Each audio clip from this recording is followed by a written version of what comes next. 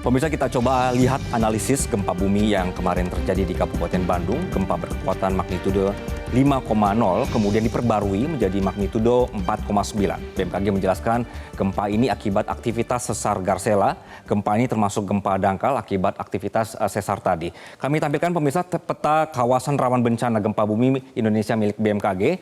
Kita coba fokuskan kemarin wilayah-wilayah ini adalah di Jawa Barat. Kemarin gempa berada di titik ini pemirsa. Kedalamannya ada di 10 km menurut Kepala Pusat Gempa Bumi dan Tsunami BMKG Daryono. Hasil analisis mekanisme sumber menunjukkan bahwa gempa bumi memiliki mekanisme pergerakan geser turun. Gempa ini dirasakan sampai di daerah Majalaya hingga Garut dengan skala intensitas gempa yang beragam. Dan dilanjutkan 8 kali gempa bumi susulan dengan magnitudo variasi antara 2,0 sampai 2,9. Dari pemetaan di situs web SDM ini, wilayah gempa kemarin ini sebenarnya masuk di zona kawasan rawan bencana gempa bumi menengah sebenarnya pemirsa. Ini posisinya kemarin ya. Jadi ini diwarnai kuning. Nah kemudian warna pink atau merah jambu ini bisa Anda saksikan pemirsa. Ini sebenarnya adalah justru kawasan yang terpetakan masuk dalam rawan bencana gempa bumi tinggi. Ada kota, misalnya bisa kita lihat ada Bandung masuk di sini, Cianjur juga masuk, Sukabumi juga masuk. Ini merupakan wilayah-wilayah yang tadi tinggi. Sedangkan yang warnanya hijau, ini sedikit ya sebenarnya, termasuk di wilayah Jakarta Selatan juga pemirsa.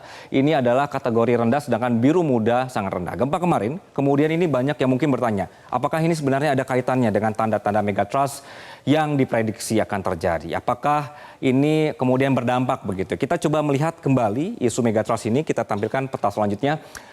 Ini adalah peta untuk sebaran sumber gempa bumi zona penunjam atau bahasa kita megatrust. Jadi zona penunjaman ini merupakan tempat pertemuan interaksi antar lempeng khususnya bersifat tumbukan. Gempa bumi bersumber dari megatrust ini berpotensi bisa menghasilkan gempa bumi dengan kekuatan besar magnitudo lebih dari 8 sehingga berpotensi menjadi tsunami. Ini kemarin prediksinya ya. Nah, zona penunjaman ini merupakan sumber gempa bumi utama di Indonesia yang membentang. Ini mulai dari barat Pulau Sumatera, pemirsa, kemudian selatan Jawa sampai ke Bali, kemudian Nusa Tenggara, masuk di Laut Banda, utara Sulawesi juga, timur Sulawesi Utara dan juga barat Halmahera. Zona penunjaman busur Sunda yang terletak di selatan Jawa ini, pemirsa, di daerah sini. Nah, ini cukup aktif yang dibuktikan dengan sering terjadi gempa bumi. Gaya tektonik yang bekerja pada zona penunjaman tentu ini bisa menjadi penumpukan energi dan suatu ketika energi ini kelepas ini menjadi gempa bumi. Ini yang dibilang kemarin gempa bumi besar dan bisa terjadi kapan saja, makanya perlu diantisipasi. Nah, ini sekali lagi pemirsa bukan untuk menakut-nakuti kita, namun kita perlu paham soal megatrust atau gempa bumi. Kita bisa hidup berdampingan dengan fenomena megatrust dan bukanlah sesuatu yang harus ditakuti. Kita memang harus hidup bersama dengan megatrust, apalagi kita berada di negara kepulauan begitu ya. Nah, makanya untuk mengurangi resiko bencana, kapasitas adaptasi penduduk perlu ditingkatkan. Sehingga ini jika sudah tahu hidup di negara yang rentan bencana, sudah seharusnya tahu cara meminimalisir bencananya. Cara-caranya bisa dengan mulai kenal sumber bencana di sekitar. Apakah daerah tempat tinggal Anda ada catatan pernah terjadi gempa besar di masa lampau? Karena ada kemungkinan gempa bisa terulang. Setelah itu, kemana jalur evakuasi jika terjadi bencana? Ini yang kita sebut juga sebagai mitigasi mandiri. Kita sendiri yang juga harus cari tahu kondisi sekitar. Nah, kemudian evaluasi dari gempa Cianjur sebelumnya, Anda ingat? Gempa sebelumnya ya, penyebab korban ini cukup banyak adalah karena tertimpa bangunan yang tidak tahan gempa. Sehingga mulai dari sekarang untuk mengecek kondisi tempat tinggal Anda. Jangan pelit-pelit terhadap bahan bangunan Anda dengan mengurangi bagian tertentu. Cek lagi apakah ada keretakan dan sebagainya. Ini sebagai salah satu upaya kita untuk tidak menjadi korban jiwa. Kalau misalnya pemirsa ya amit-amit begitu gempa menerjang daerah Anda. Kira-kira rumah Anda ini roboh apa tidak? Seberapa kuat bisa menyesuaikan goncangan gempa? Ini perlu Anda ukur sendiri. Jadi, gempa yang kemarin terjadi di Kabupaten Bandung dan juga Garut, sebenarnya ada tidak kaitannya dengan megatrust? Ini pertanyaan pertama tadi ya. Kita langsung dengarkan penjelasan dari Kepala BMKG Dwi Korita Karnawati. Selamat siang, Ibu. Selamat siang, Assalamualaikum warahmatullahi wabarakatuh, Mas Anggi. Waalaikumsalam warahmatullahi wabarakatuh. Ibu, jadi pertanyaan utamanya adalah kaitan dengan megatrust ini sebenarnya berkaitan atau memang ada megatrust yang bergerak sehingga gempa di sini atau seperti apa penjelasannya, Ibu? Dari hasil evaluasi yang dilakukan oleh BMKG, sama sekali tidak ada kaitannya dengan gempa megatrust. Karena sumber gempanya pun berbeda ya. Megatrust itu sumber gempa berada di dasar laut, berada di bidang kontak antara lempeng tektonik ya, lempeng samudra Indo-Australia dengan menunjam masuk ke bawah lempeng benua Australia. Ini kurang lebih posisinya pada jarak 250 km lepas pantai di selatan Jawa. Nah, sedangkan gempa yang terjadi kemarin itu terjadi di darat. Jadi sumber gempanya jelas berbeda ya, yang Garut ini di darat ya, dan pada kedalaman yang dangkal 10 km. Dan kami tidak melihat dari data itu ada indikasi dipengaruhi oleh megatrust, itu tidak. Tapi lebih karena pengaruh pergeseran lokal. Demikian. Baik. Ibu, ini tolong diluruskan kalau salah, kan ada 4 sesar ya di Jawa Barat. Ada Cimandiri, Lembang, catatan saya ini ada sesar Ciremai, kemudian Baribis begitu. Ini mempengaruhi gempa yang kemarin atau justru dipengaruhi gempa yang kemarin? Dengan melihat data seismisitas ya, yang terjadi tidak hanya kemarin, tetapi beberapa waktu atau beberapa hari, beberapa bulan yang lalu, ini tidak terindikasi adanya korelasi antara gempa yang terjadi kemarin ya dengan patahan-patahan yang disebutkan tadi.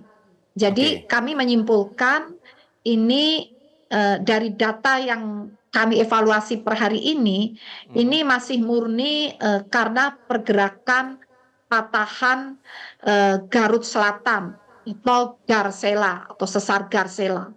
Jadi tidak terkait dengan sistem patahan yang lain tadi. Demikian. Garsela bergerak ini mempengaruhi sesar yang lain tidak, Bu? Sampai saat ini kami tidak melihat ada indikasi itu. Kenapa?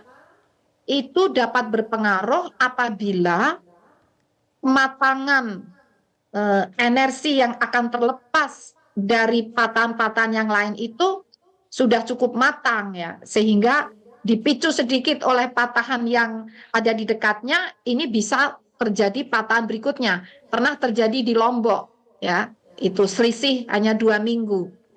Tapi kali ini insya Allah indikasi itu tidak terdeteksi. Kalau ada perkembangan akan kami informasikan.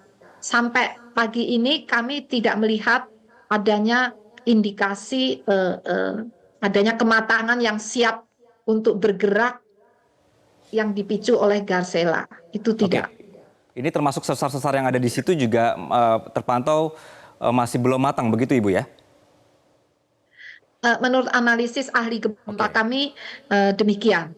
Baik, Ibu ini kan sering sekali ya kasih rekomendasi, mengingatkan pemerintah daerah dan pusat bahwa dijaga mitigasi bencananya begitu Ibu ya, dijaga proses bangunan masyarakat itu dijaga supaya ketika gempa terjadi mereka tidak tertimpa bangunan begitu ya. Nah, kondisi ini sudah didengarkan Pemda atau belum Bu rekomendasi yang Ibu sampaikan? Sebagian sudah ya, sebagian sudah. Misalnya bahkan masyarakat itu sebagian sudah menyadari sehingga begitu membangun sekaligus tahan gempa dan memperhatikan apakah zonanya termasuk zona rawan. Namun mohon maaf masih tidak sedikit yang hal itu menjadi pertimbangan utama karena kebanyakan bangunan itu sudah terlanjur ada. Sudah terlanjur ada dan jumlahnya masif. Sehingga kami terus mengingatkan ya agar yang sudah terlanjur ada dan berindikasi tidak tahan gempa segera diimprove, diperkuat. Itu bisa ada teknik memperkuat bangunan yang tadinya kurang tahan gempa menjadi lebih tahan gempa. Nah, kemudian yang lebih penting lagi, mumpung yang belum terlanjur, tata ruang itu harus diperhatikan. Sebetulnya zona-zona rawan itu sudah terindikasi di mana saja zona merah. Sehingga izin mendirikan bangunan itu perlu sekali memperhatikan tentang zona rawan tadi. Jangan mudah terlalu memberikan izin mendirikan bangunan di zona yang merah, kecuali kalau mampu membiayai teknologi yang bisa meredam guncangan yang akan ditimbulkan. Nah itu bisa, tapi kan harus dipastikan, diyakinkan. Demikian. Jadi standar bangunan tahan gempa itu sebetulnya mutlak kalau kita ingin selamat. Demikian. Oke, baik. Semoga ini didengarkan, semoga menjadi prioritas ya Ibu ya. Dan semoga yang memberikan izin main-main ini juga bisa dibetulkan gitu ya, bisa diluruskan begitu. Ibu Dwi Korita, terima kasih atas perspektif Anda dan juga penjelasan Anda di siang hari ini. Assalamualaikum warahmatullahi wabarakatuh. Jelajahi cara baru mendapatkan informasi. Download Metro TV Extend sekarang.